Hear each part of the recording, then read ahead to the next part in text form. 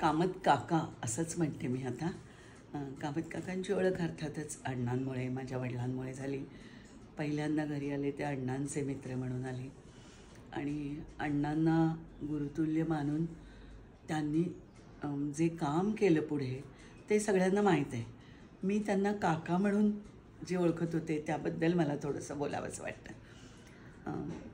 अतिशय उत्साही, म्हणजे मला आठवतो आहे तो प्रसंग असा की मुलांचे काका म्हणजे अण्णांचे जे मित्र घरी यायचे ते सगळे आमचे काका बनून गेलेले. त्यात मुलांना समजून घेणारे काका असं म्हणून मी कामत काकांच्याकडे पाहते यासाठी की त्यांचं आणि माझं एक वेगळं भावनिक नातं निर्माण झालं होतं.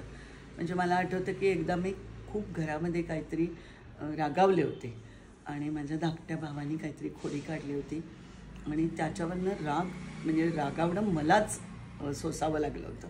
त्यामुळे मी अगदी किती 7-8 वर्षांची असेल, खूप रागावले.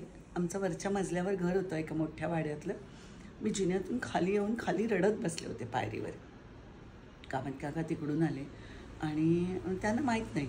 वर जाताना त्यांनी मला पाहिलं मी रडते, काय झालं. मग मी त्यांना सांगितलं मी अजिबात घरी जाणार नाही कारण सगळे मला रागावलेत आणि माझी काही चूक नसताना रागवले.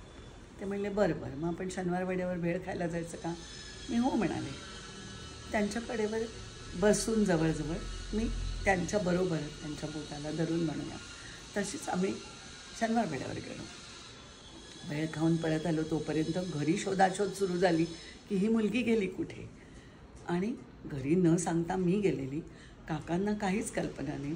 परत आल्यानंतर लक्षात आलं की अरुणाला शोधतायत सगळेजणं. पण कामत काकांच्या बरोबर होते म्हणून जीव भांड्यात पडला.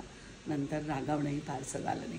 पण तो प्रसंग माझ्या अगदी लक्षात आहे की चल आपण शनिवार वाड्यावर जाऊन भेळ खाऊया आणि त्यांच्या बोटाला धरून गेलेली मी.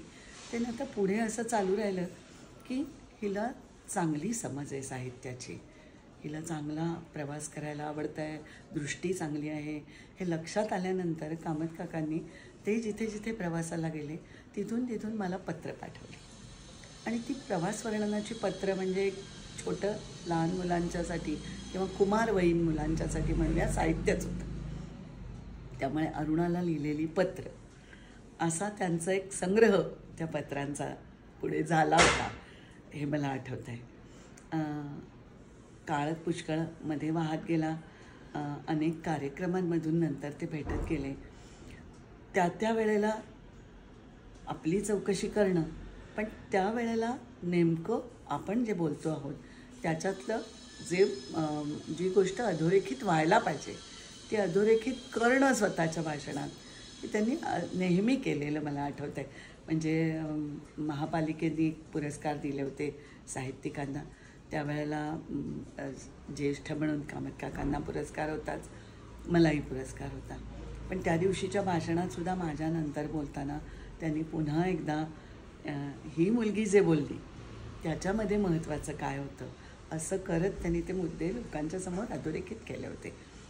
मला आठवतं की अनेक वेळेला या माझ्या वडिलांच्या बरोबर त्यांच्या ज्या शोधयात्रा व्हायच्या त्या असतील किंवा मानपुरी पदावलीसारखं पहिलं पुस्तक दोघांनी मिळून केलेलं असेल की ज्यावेळेला हिंदी रचनांमधून मराठी संत कसे व्यक्त होत होते हे सांगताना वडिलांच्या मराठीच्या जोडीला कामत काकांच्या हिंदी संतांच्या परंपरेला जोडलं गेलं ते सगळं.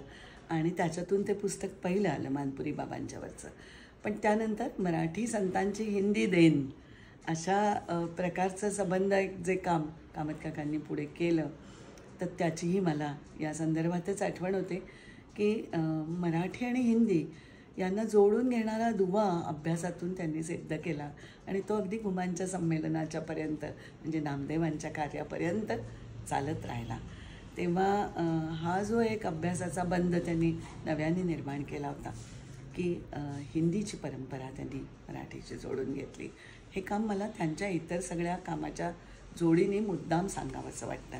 अगदी अलीकडे जेव्हा नामदेव अध्यासनाच्या कामातून आणि एकूणच वयाने ते निवृत्त झाले आणि एक वेगळं काम गुरुकुलच्या निमित्ताने त्यांनी सुरू केलं.